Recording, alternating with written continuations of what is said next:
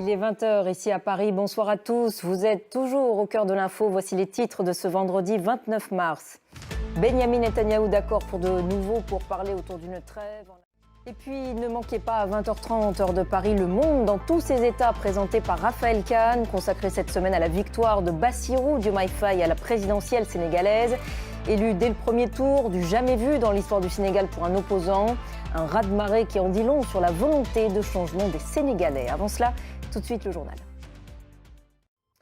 Nouveaux bombardements israéliens ce vendredi sur la bande de Gaza, raids aériens notamment sur la ville de Rafah et sur Khan Younes dans le sud. Et parallèlement, au moins 42 personnes sont mortes, dont 5 membres du Hezbollah, dans des frappes israéliennes sur le gouvernorat d'Alep en Syrie. C'est ce qu'on apprend de plusieurs sources sécuritaires. Le Hezbollah est également visé dans le sud du Liban, où les tensions restent extrêmement vives. On va rejoindre justement notre correspondant à Beyrouth, Serge Berberi. Bonsoir Serge.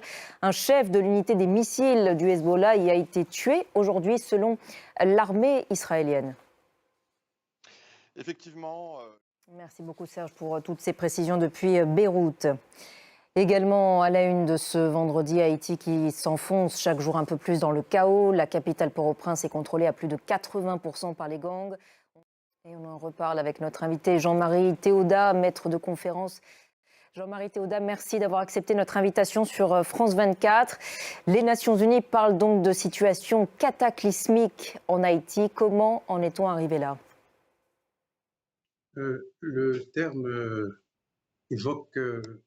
Merci infiniment Jean-Marie Théodat d'avoir répondu ce soir à nos questions sur France 24 concernant donc la situation en Haïti qu'on va évidemment continuer de suivre jour après jour sur notre antenne.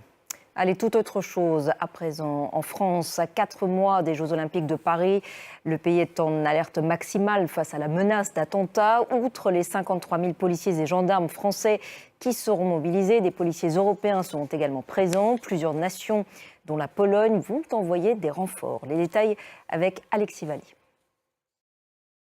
Et voilà pour l'essentiel de l'actualité internationale. Place à présent au sport, tout en images. Regardez.